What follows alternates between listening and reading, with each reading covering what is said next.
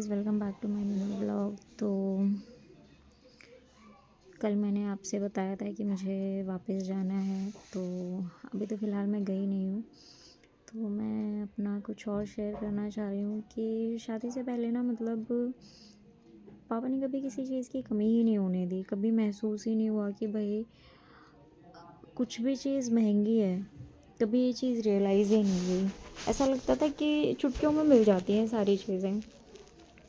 अब जब से शादी की है तब से हर चीज़ की कीमत का पता लग गया है मुझे कि चीज़ें बहुत महंगी होती हैं, और लेकिन देता कौन है ये डिपेंड करता है, जिससे कि हमें पता ही नहीं चलता कि उसकी कीमत क्या है। तो शुरू से मैं अपने घर में ही रही हूँ। अपने घर में इन द सेंस कि मुझे नहीं पता था कि लोग किराए पर कैसे रहते हैं, क्योंकि जब से आंखें खोलें उसके बाद से कुछ पता ही नहीं चला। सर पर मतलब चीज़ें ठीक ही थी। फिर शादी तय हुई तो जो लड़के वाले थे वो थोड़े से, क्या ही बोलूँ, मैं शब्दों में नहीं बोल सकती।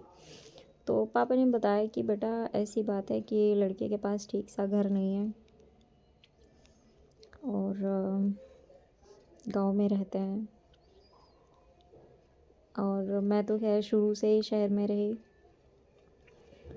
वो लोग भी रहते थे पर कुछ इंसिडेंट हो गया तो इसकी वजह से वो लोग गांव में शिफ्ट हो गए, मेरे इन लॉज और मेरे हस्बैंड। तो फिर क्या हुआ कि मैंने सोचा कि यार क्या करना है, लड़का अच्छा होना चाहिए, दैट्स इट। वो मैटर करता है।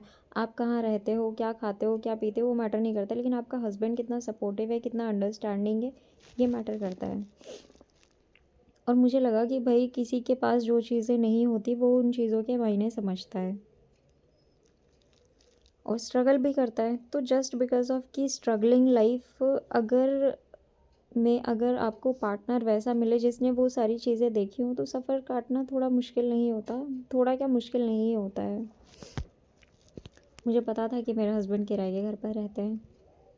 मैंने ये भी एक्सेप्ट किया कि चलो कोई बात नहीं है।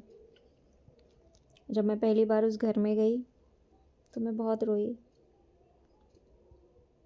और फिर धीरे धीरे रहना शुरू किया। वहाँ तो इतनी ज़्यादा दिक्कतें नहीं हुई। फिर मैंने जब दोबारा शिफ्ट किया और जिस मकान मालिक से मैं मिली, उसने मतलब मुझे ना याद दिला दिया कि बेटा खुद का घर क्या होता है। झाड़ू नहीं लगाई तुमने, सफाई से पोछा नहीं लगाया, किचन की स्लेब गंदी है, सिंक साफ़ करो, जाले लगे हुए हैं इस घर में, तुम क्या करती हो, तुम घर की सफाई, साफ़ सफाई नहीं।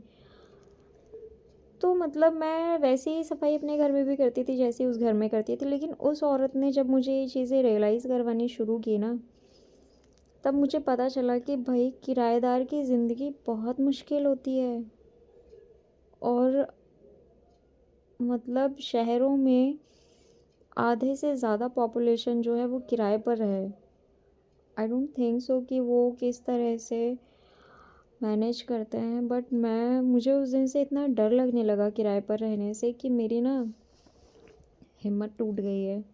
मुझे ऐसा लगता है कि मैं कैसे इतना कर पाऊँगी, और खुद का घर ले लूँ, इतने पैसे तो हैं नहीं मेरे हस्बैंड के पास, और ना ही मैं ऐसा कुछ करती हूँ जिससे कि हम अपना घर ले लें। तो हिम्मत नहीं पड़ रही है सच बताऊँ तो कि किराए के घर में मैं पैर रखूँ। पर वही है, अपने हस्बैंड की हैसियत देखकर ही आप आगे कदम रख सकते हो। तो मुझे पता है भाई मेरे हस्बैंड की क्या हैसियत है, तो उस हिसाब से मुझे रहना तो पड़ेगा ही।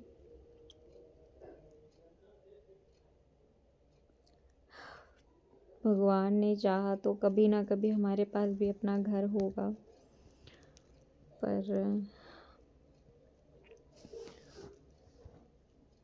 देखते हैं। उसी घर में संसार तो बसाना ही है, और वहाँ जाने के बाद किस तरह की क्या चीज़ें होती हैं वो तो जाकर ही पता चलेगा। अभी तो मैं बिल्कुल तैयार नहीं हूँ, सच में बिल्कुल तैयार नहीं हूँ। सो देखते हैं।